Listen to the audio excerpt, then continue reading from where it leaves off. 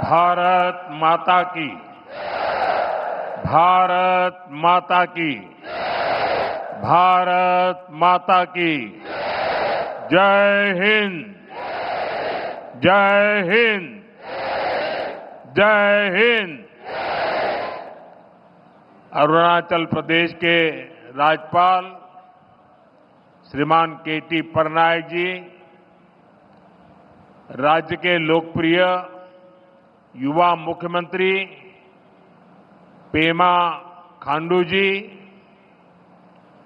केंद्रीय मंत्रिमंडल के मेरे सहयोगी किरण रिजिजू, राज्य सरकार के मंत्रीगण, संसद में मेरे साथी नाबब रेबिया जी, तापिरगांव जी,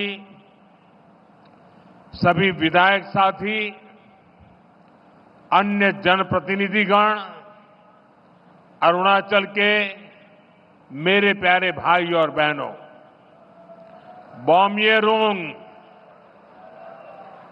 बॉम्येरुंग, दोनी पोलो,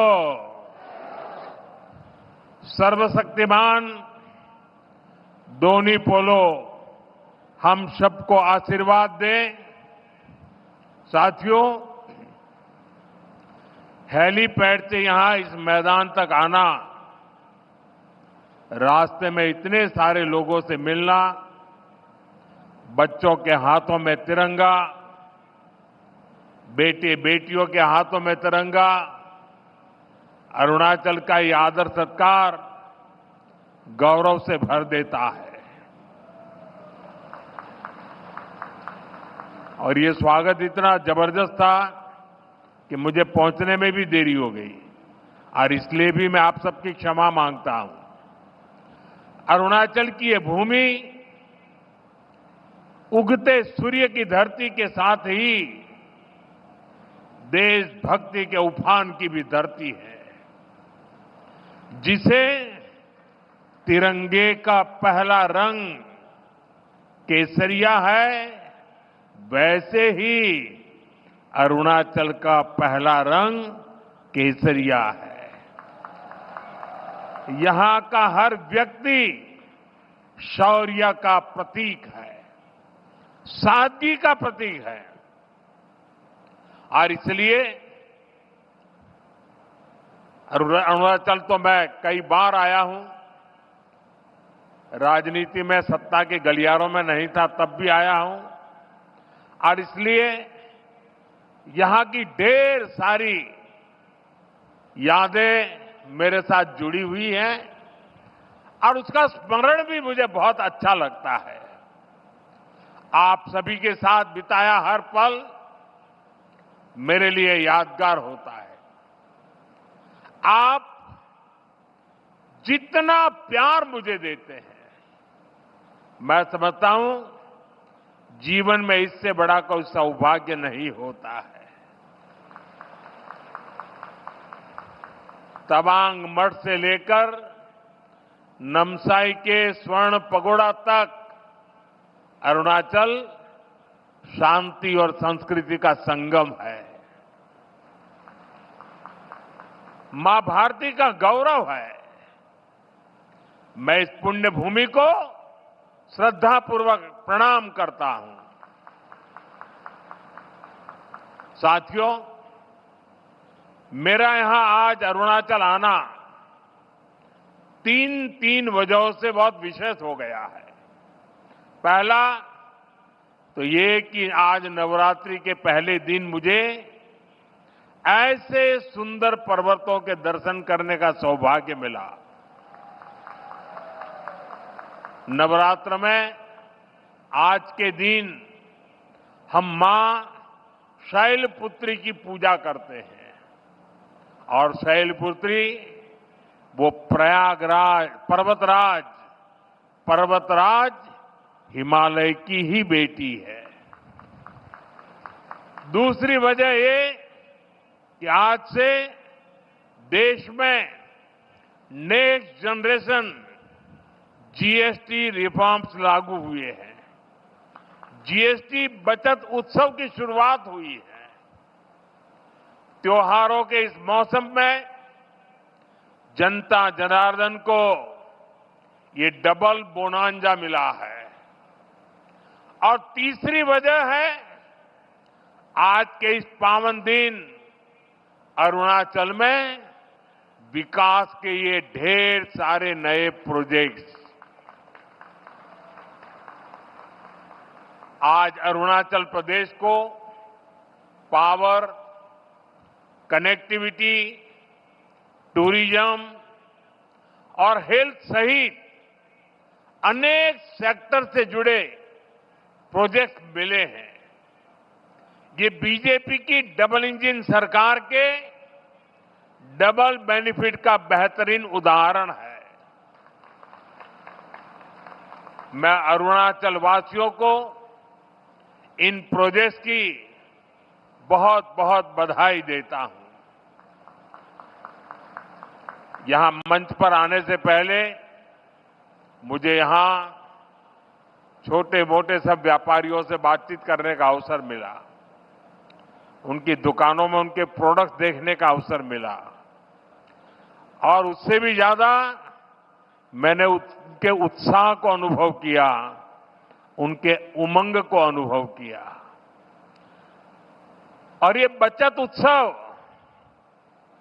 मैं देख रहा था कि वहां व्यापारियों में, भिन्न भिन्न भांति की चीजों का निर्माण करने वालों में और आज जनता जनार्दन के इतने विशाल रूप में मुझे साफ साफ नजर आ रहा है। साथियों, हमारे अरुणाचल प्रदेश में वैसे तो सूर्य की किरण सबसे पहले आती है, लेकिन दुर्भाग्य से यहां तेज विकास की किरणें पहुंचते पहुंचते कई दशक लग गए। मैं 2014 से पहले भी यहां कई बार आया हूं, आपके बीच रहा हूं। अरुणाचल को प्रकृति ने इतना कुछ दिया है, ये धरती, यहां के परिश्रमी लोग, यहां का सामर्थ्य, यहां इतना कुछ है। लेकिन तब जो लोग दिल्ली में बैठकर देश चलाते थे, उन्होंने अरुणाचल को हमेशा नजरअंदाज किया। कांग्रेस जैसे दल सोचते थे कि अरुणाचल में इतने कम लोग हैं, लोकसभा की 2 ही सीटें हैं, तो क्यों अरुणाचल पर ध्यान दिया जाए। कांग्रेस की सोच का अरुणाचल को, पूरे नॉर्थ ईस्ट को बहुत नुकसान हुआ। हमारा पूरा नॉर्थ ईस्ट विकास में बहुत पीछे छूट गया। साथियों, आपने जब 2014 में मुझे देश की सेवा का अवसर दिया, तो मैंने कांग्रेसी सोच से देश को मुक्ति दिलाने की ठान ली।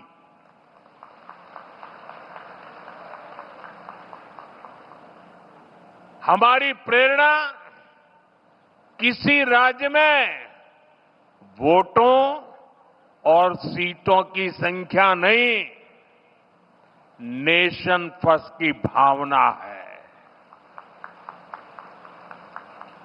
देश पहले, हमारा एक ही मंत्र है, नागरिक देवो भव। जिनको कभी किसी ने नहीं पूछा, उसको मोदी पूजता है। इसलिए जिस नॉर्थ ईस्ट को कांग्रेस के समय में भुला दिया गया था, वो साल 2014 के बाद विकास की प्राथमिकताओं का केंद्र बन गया है। हमने पूरे नॉर्थ ईस्ट के विकास के लिए बजट कई गुना बढ़ाया। हमने लास्ट माइल कनेक्टिविटी और लास्ट माइल डिलीवरी को अपनी सरकार की पहचान बनाया। और इतना ही नहीं, हमने ये पक्का किया कि सरकार दिल्ली में बैठकर नहीं चलेगी। अफसरों को, मंत्रियों को ज्यादा से ज्यादा नॉर्थ ईस्ट आना होगा, यहां रात्रि मुकाम करना होगा। साथियों, कांग्रेस सरकार के समय में 2-3 महीने में एकाध बार कोई मंत्री नॉर्थ ईस्ट आता था। बीजेपी सरकार में अब तक 800 से ज्यादा बार केंद्रीय मंत्री नॉर्थ ईस्ट आ चुके हैं। और ऐसा नहीं है कि सिर्फ आए और चले गए। हमारे मंत्री आते हैं तो प्रयास रहता है कि वो दूर दराज के क्षेत्रों में जाए, जिलों में जाए, ब्लॉक में जाए। इतना ही नहीं, कम से कम एक रात रुक करके जाए। मैं खुद ही प्रधानमंत्री के तौर पर 70 से ज्यादा बार नॉर्थ ईस्ट आया हूं।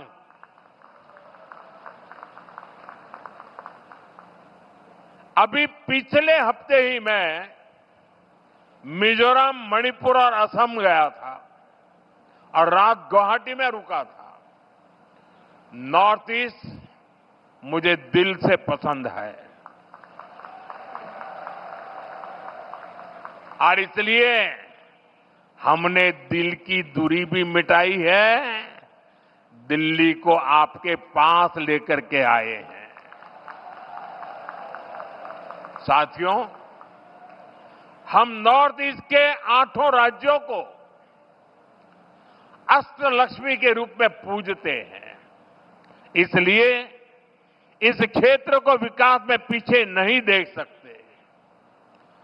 यहां विकास के लिए केंद्र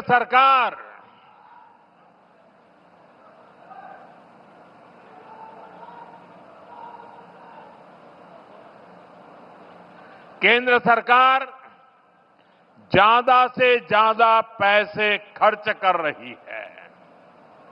मैं आपको एक उदाहरण देता हूं।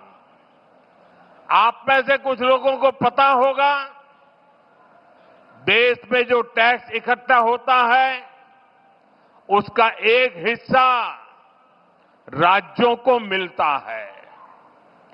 जब कांग्रेस की सरकार थी तो 10 साल में अरुणाचल प्रदेश को सेंट्रल टैक्स में से सिर्फ 6,000 करोड़ रुपए ही मिले थे, जबकि हमारी बीजेपी सरकार के 10 सालों में अरुणाचल को 1 लाख करोड़ रुपए से अधिक मिल चुके हैं। यानी बीजेपी की सरकार ने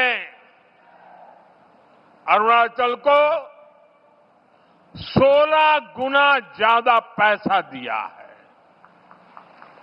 और ये सिर्फ टैक्स का हिस्सा है। इसके अलावा यहां अलग अलग स्कीम के तहत जो भारत सरकार खर्च कर रही है, जो बड़े बड़े प्रोजेक्ट यहां बन रहे हैं, वो तो अलग ही है। इसलिए आज आप अरुणाचल में इतना व्यापक, इतना तेज विकास होते देख रहे हैं। साथियों, जब नेक नियत से काम होता है, जब प्रयासों में ईमानदारी होती है, तो उसके नतीजे भी दिखते हैं। आज हमारा नॉर्थ ईस्ट देश के विकास की ड्राइविंग फोर्स बन रहा है और बहुत बड़ा फोकस यहां सुशासन पर है, गुड गवर्नेंस पर है। हमारी सरकार के लिए नागरिकों के हितों से बड़ा कुछ भी नहीं।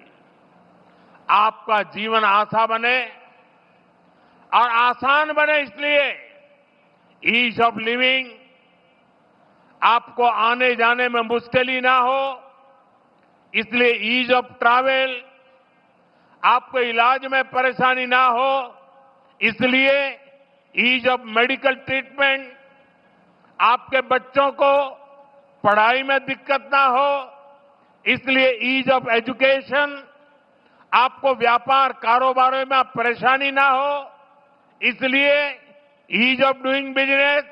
इन सारे लक्ष्यों को लेकर यहां डबल इंजन की बीजेपी सरकार काम कर रही है।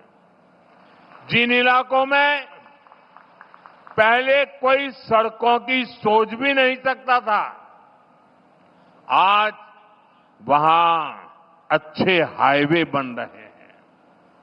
सेला टनल जैसा इंफ्रास्ट्रक्चर कुछ साल पहले तक ये सोचना भी असंभव था, लेकिन आज सेला टनल अरुणाचल की पहचान बन चुकी है। साथियों, केंद्र सरकार का प्रयास है कि अरुणाचल सहित नॉर्थ ईस्ट के दूर दराज के इलाकों में हेलीपोर्ट बने, इसलिए इन क्षेत्रों को उड़ान स्कीम से जोड़ा गया है। यहां जो होलोंगी एयरपोर्ट है, वहां भी नई टर्मिनल बिल्डिंग बन चुकी है। अब यहां से सीधे दिल्ली को फ्लाइट मिलती है। इससे आम पैसेंजर्स को, स्टूडेंट्स को, टूरिस्ट को तो फायदा होता ही है, यहां के किसानों और छोटे उद्योगों को भी लाभ हो रहा है। यहां से देश के बड़े बाजारों तक फल सब्जियां पहुंचाना, अपनी उपज पहुंचाना अब और आसान हो गया है। साथियों, हम सभी 2047 तक अपने देश को विकसित बनाने के लक्ष्य को लेकर चल रहे हैं। और भारत तभी विकसित होगा जब देश का हर राज्य विकसित होगा। भारत तभी विकसित होगा जब देश का राज्य राष्ट्र के लक्ष्यों के साथ कंधे से कंधा मिलाकर चलेगा। मुझे खुशी है कि देश के बड़े लक्ष्यों को पूरा करने में नॉर्थ ईस्ट बहुत बड़ी भूमिका निभा रहा है। पावर सेक्टर इसका बेहतरीन उदाहरण है। भारत ने 2030 तक 500 गीगावाट बिजली, 500 गीगावाट बिजली गैर परंपरागत स्रोतों से पैदा करने का लक्ष्य रखा है। ये लक्ष्य सोलर पावर, विंड एनर्जी, पानी से बिजली बनाकर पूरा किया जाएगा। हमारा अरुणाचल प्रदेश इसमें देश के साथ कदम ताल करते हुए चल रहा है। आज जिन 2 पावर प्रोजेक्ट्स का शिलान्यास किया गया है, वो पावर प्रोड्यूसर के रूप में अरुणाचल की स्थिति को और मजबूत करेंगे। इससे अरुणाचल के हजारों नौजवानों को नौकरियां मिलेगी और यहां विकास के कार्यों के लिए सस्ती बिजली भी उपलब्ध होगी। कांग्रेस की एक पुरानी आदत है कि विकास का जो भी काम मुश्किल होता है, उस काम को वो कभी हाथ ही नहीं लगाते, भाग जाते। कांग्रेस की इस आदत का नॉर्थ ईस्ट को, अरुणाचल को भी बहुत नुकसान हुआ। जो मुश्किल इलाके होते थे, जो पहाड़ों में हो, ये जंगलों के बीच हो, जहां विकास के काम करना चुनौती होता था, उन क्षेत्रों को कांग्रेस पिछड़ा घोषित करके भूल जाती थी। इसमें देश के ट्राइबल इलाके, नॉर्थ ईस्ट के जिले सबसे अधिक थे। जो बॉर्डर से सटे गांव थे, उनको देश के लास्ट विलेज कहकर कांग्रेस अपना पल्ला झाड़ लेती थी। और ऐसा करके कांग्रेस अपनी नाकामियों को छुपा ले जाती थी। यही कारण है कि आदिवासी क्षेत्रों से, बॉर्डर के एरिया से लोगों को निरंतर पलायन होता गया। साथियों, हमारी सरकार ने, बीजेपी ने इस अप्रोच को भी बदल दिया। जिनको कांग्रेस बैकवर्ड डिस्ट्रिक्ट कहती थी, हमने उनको एस्पिरेशनल डिस्ट्रिक्ट बनाया और वहां विकास को प्राथमिकता दी गई। बॉर्डर के जिन गांवों को कांग्रेस लास्ट विलेज कहती थी, उनको हमने देश के फर्स्ट विलेज माना। इसके अच्छे परिणाम आज हम देख रहे हैं। आज बॉर्डर के गांवों में विकास की नई रफ्तार देखी जा रही है। वाइब्रेंट विलेज प्रोग्राम की सफलता ने लोगों का जीवन आसान बनाया है। अरुणाचल प्रदेश के भी 450 से अधिक ऐसे बॉर्डर विलेजेस में तेजी आई है। वहां रोड, बिजली और इंटरनेट जैसी सुविधाएं पहुंची है। पहले बॉर्डर से शहरों की तरफ पलायन होता था, लेकिन अब बॉर्डर के गांव टूरिज्म के नए केंद्र बन रहे हैं। साथियों, अरुणाचल में टूरिज्म के लिए बहुत संभावनाएं हैं। जैसे जैसे कनेक्टिविटी नए नए इलाकों को जोड़ रही है, वैसे वैसे यहां टूरिज्म बढ़ रहा है। मुझे खुशी है कि बीते दशक में यहां टूरिस्ट की संख्या में 2 गुनी वृद्धि हुई है। लेकिन अरुणाचल का सामर्थ्य नेचर और कल्चर से जुड़े टूरिज्म से भी कहीं ज्यादा है। आजकल दुनिया में कॉन्फ्रेंस और कंसर्ट टूरिज्म की भी बहुत बाढ़ आ रही है, बहुत बढ़ रहा है। इसलिए तवांग में बनने जा रहा आधुनिक कन्वेंशन सेंटर अरुणाचल के टूरिज्म में एक नया आयाम जोड़ेगा।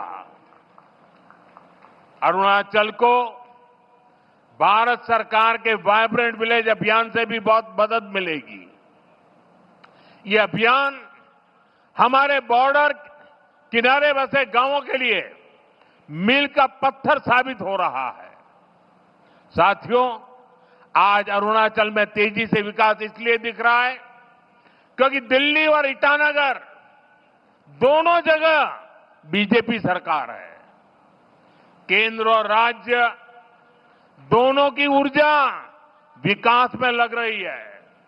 अब जैसे यहां कैंसर इंस्टीट्यूट का काम शुरू हुआ है, यहां मेडिकल कॉलेज बन रहे हैं, आयुष्मान स्कीम से यहां अनेक साथियों को मुफ्त इलाज मिल रहा है। ये केंद्र और राज्य के डबल इंजन से संभव हो पा रहा है। साथियों, डबल इंजन सरकार के प्रयासों से ही अरुणाचल अब कृषि और बागवानी में आगे बढ़ रहा है। यहां के कीवी, संतरे, इलायची, पाइनएप्पल अरुणाचल को नई पहचान दे रहे हैं। पीएम किसान सम्मान निधि का पैसा भी यहां के किसानों के बहुत काम आ रहा है। साथियों, माताओं, बहनों, बेटियों को सशक्त करना हमारी बहुत बड़ी प्राथमिकता है। देश में 3 करोड़ लखपति दीदियां बनाने, ये बहुत बड़ा मिशन है, लेकिन ये मोदी का मिशन है। मुझे खुशी है कि पेमा खांडू जी और इनकी टीम इस मिशन को भी गति दे रही है। यहां बड़ी संख्या में वर्किंग वुमेन हॉस्टल बनाने का जो काम शुरू हुआ है, उससे भी बेटियों को बहुत सुविधा होगी। साथियों, यहां बहुत बड़ी संख्या में माताएं बहनें आई हैं। मैं आपको जीएसटी बचत उत्सव की फिर से एक बार बधाई दूंगा। नेक्स्ट जनरेशन जीएसटी रिफॉर्म का भी बहुत बड़ा फायदा उन्हें ही मिलने वाला है। आपको अब हर महीने घर के बजट में बहुत राहत मिलने वाली है। किचन का सामान हो, बच्चों की पढ़ाई की चीजें हो, जूते कपड़े हो, अब ये और सस्ते हो गए हैं। साथियों, आप साल 2014 के पहले के दिन याद करिए, कितनी सारी परेशानियां थी। महंगाई आसमान छू रही थी, चारों तरफ महा घोटाले हो रहे थे, और तब की कांग्रेस सरकार जनता पर टैक्स का बोझ बढ़ाती ही जा रही थी। उस समय साल में 2 लाख रुपए कमाने पर भी इनकम टैक्स लग जाता था। ये मैं 11 साल पहले की बात कर रहा हूं। 2 लाख रुपया अगर कमाया आपने तो आपको इनकम टैक्स देना पड़ता था।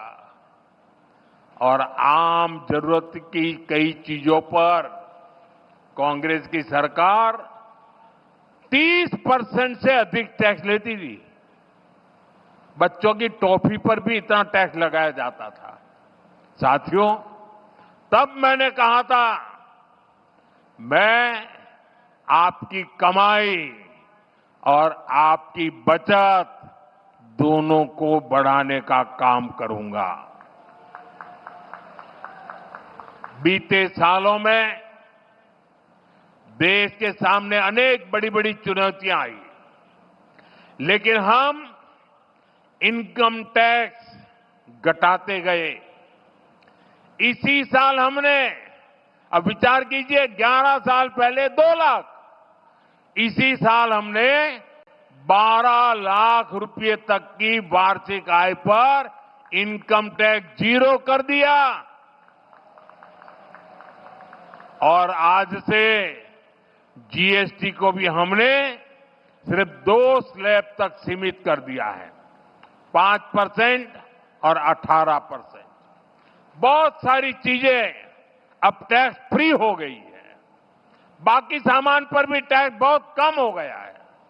आप आराम से अब अपना नया घर बना सकते हैं। कोई स्कूटर, बाइक खरीदना है, बाहर खाना पीने के लिए जाना है, कहीं घूमने फिरने जाना है, ये सब पहले से सस्ते हो गए हैं। ये जीएसटी बचत उत्सव आपके लिए बहुत यादगार बनने वाला है। साथियों, मैं अरुणाचल प्रदेश की हमेशा इस बात के लिए प्रशंसा करता हूं कि आप सभी नमस्कार से भी पहले जय हिंद कहते हैं। आप वो लोग हैं जो देश को स्वयं से भी पहले रखते हैं। आज जब हम सब मिलकर विकसित भारत बनाने के लिए इतनी मेहनत कर रहे हैं, तो देश की हमसे भी एक अपेक्षा है। ये अपेक्षा है आत्मनिर्भरता की। भारत विकसित तभी होगा जब भारत आत्मनिर्भर होगा। और भारत की आत्मनिर्भरता के लिए जरूरी है स्वदेशी का मंत्र।